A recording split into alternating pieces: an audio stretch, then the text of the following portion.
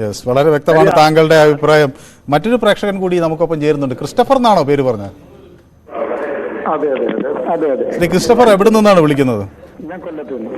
ക്രിസ്റ്റഫറിന് എന്ത് തോന്നുന്നു ഈ രാഷ്ട്രീയ സാഹചര്യങ്ങൾ പരിശോധിക്കുമ്പോൾ? എനിക്ക് ഇപ്പോൾ ഇങ്ങനെ ഇന്ത്യ മുന്നണിയിൽ ഇനി പ്രതീക്ഷ വേണോ എന്നുള്ളൊരു ചോദ്യം ചോദിക്കുന്നത് എന്തുദ്ദേശിച്ചിട്ടാണെന്നാണ് ഞാൻ താങ്കളോട് ചോദിക്കുന്നത്. അല്ല, ഞാൻ ചോദിക്കുന്നത്, ഞാനത് ഇത്രയേ കണ്ടുള്ളൂ.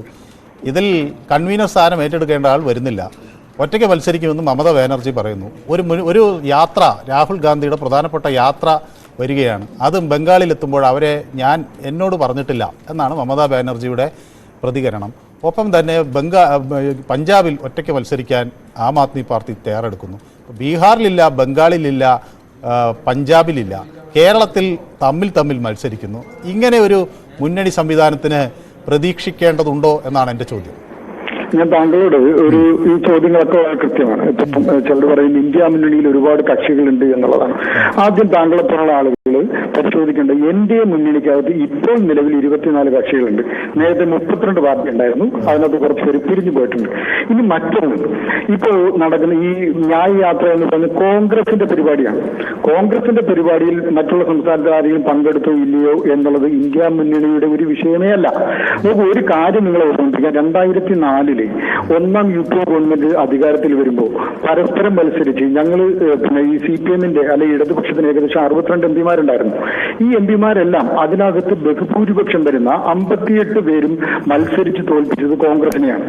എന്നിട്ടും അവിടെ ഇന്ത്യ ഷൈനിങ് എന്ന് പറഞ്ഞുകൊണ്ട് രണ്ടാമത് ഭരണത്തിൽ കയറാൻ വന്ന വാജ്പേയി സർക്കാരിനെ പുറത്തു നിർത്തുവാൻ വേണ്ടി ഒരാൾ പോലും അധികാരത്തിൽ കയറാതെ പുറത്തു നിർത്തിക്കൊണ്ട് അവിടെ സർക്കാർ ഉണ്ടാക്കിയിട്ടുണ്ട്. ഇത് മുൻകാല അനുഭവമാണ്. എന്നുവെച്ചാൽ ഈ ഒരു വലിയൊരു ഭീഷണി ഈ രാജ്യത്തെ നശിപ്പിച്ചുകൊണ്ടിരിക്കുന്ന ഈ NDA മുന്നണിയെ ഇല്ലാതാക്കിക്കൊണ്ട് അധികാരത്തിൽ പുറത്താക്കിയത് ഈ രാജ്യം ഒരു മതവർഗീയവാദത്തിന്റെ കൂടാരമാക്കിയിരുന്നു. അഫ്ഗാനിസ്ഥാൻ ഞാനും എങ്ങനെ കാണുന്നു അതുപോലെ ലോകം ഇന്ത്യയെ കാണുന്ന ഒരു അവസ്ഥയിലേക്ക് പോയിക്കൊണ്ടിരിക്കുന്നു എന്നുള്ളത് കാണാതിരിക്കാൻ കഴിയും. പിന്നെ നിങ്ങളെ സംബന്ധിച്ച് ന്യൂസ് 18നെ സംബന്ധിച്ച് ഇന്ത്യ മുന്നണിയിൽപ്പെട്ട ഒന്ന് തകർന്നു കിട്ടിയെന്നല്ല. കാരണം ന്യൂസ് 18 അങ്ങനെ നിങ്ങൾ അങ്ങനെ അധിക്ഷേപിച്ചുകൊണ്ടിരുന്നാൽ അതങ്ങനെ കേൾക്കാനിരിക്കുന്നത്. ന്യൂസ് 18 ഇന്ത്യ മുന്നണി ഒന്ന് തകർന്നു കിട്ടിയാൽ കൊള്ളാം എന്ന അഭിപ്രായമുണ്ടെന്ന് നിങ്ങളോട് ആരാണ് പറഞ്ഞത്? ഞങ്ങളുടെ എഡിറ്റർ നിങ്ങളെ വിളിച്ച് പറഞ്ഞു ഇന്ത്യ മുന്നണി ഒന്ന് തകർന്നു കിട്ടിയാൽ കൊള്ളാം എന്ന് ഞങ്ങൾ കൊണ്ടത്. അല്ല, അങ്ങനെ നിങ്ങൾ എങ്ങനെയാണ്, എവിടെ നിന്നാണ് നിങ്ങൾക്ക് ഈ അഭിപ്രായം കിട്ടിയത്?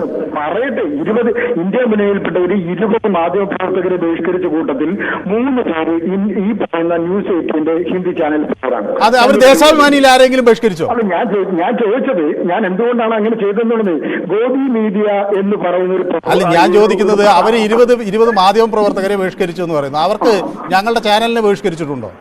അല്ല, ഞാൻ പറഞ്ഞത് എങ്ങനെയാണ് നിങ്ങൾ അതൊരു ഒരു വ്യക്തിയെ ബഹിഷ്കരിച്ചത്? എങ്ങനെയാണ് 3 പേരെ ബഹിഷ്കരിക്കുന്ന കാരണം നിങ്ങളുടെ ചാനൽ ഏത് തരത്തിലാണ്? ഞാൻ ചോദിക്കുന്നത് ഇന്ത്യയിലെ ഏറ്റവും പ്രമുഖമായ ചാനലുകളിൽ ഏതിനെയാണ് ആരെയും ബഹിഷ്കരിക്കാത്ത ഏത് ചാനലുണ്ട് നിങ്ങളുടെ ഇന്ത്യ മുന്നണി? ചാനലിനകത്ത് ഇരിക്കുന്ന ഞാൻ ചോദിക്കുന്നത് നിങ്ങൾ എല്ലാ ചാനലിലെയും ഓരോരുത്തരെയും അങ്ങ് ബഹിഷ്കരിക്കുകയാണ്. അതിന് ഞാനെന്ത് ചെയ്യാൻ കഴിയും? താങ്കളല്ലെന്ന് ഞാൻ പറയും. ഇന്ത്യ മുന്നണിയിൽ ഞാൻ ചോദിക്കുന്നത് നിങ്ങൾക്ക് കേരളത്തിൽ ഇന്ത്യയിൽ ഒരു ചാനലിലും വിശ്വാസമില്ലേ?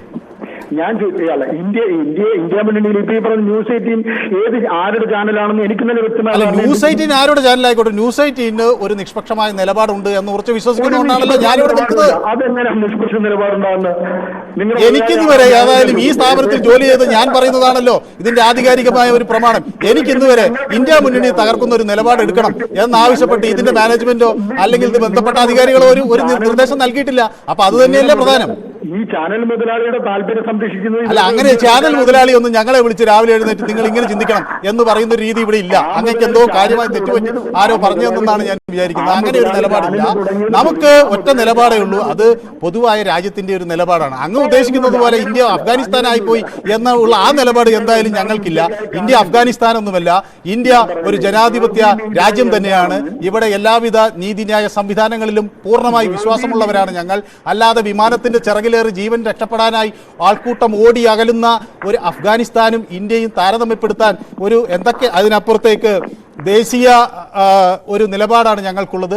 അതിനപ്പുറത്തേക്ക് ഏതെങ്കിലും മുന്നണി തകരണമെന്നോ അല്ലെങ്കിൽ ആരെങ്കിലും നിലംപരിശാകണമെന്നോ എന്നൊന്നും ഒറ്റ നിലപാടും ഞങ്ങൾക്കില്ല. ഇത്തരം തെറ്റായ ധാരണകൾ ഏതായാലും പൊതുവേദിയിൽ അംഗീകരിച്ചു കൊടുക്കാൻ കഴിയാത്തത് കൊണ്ടാണ് ഇത് പറയേണ്ടി വന്നത്.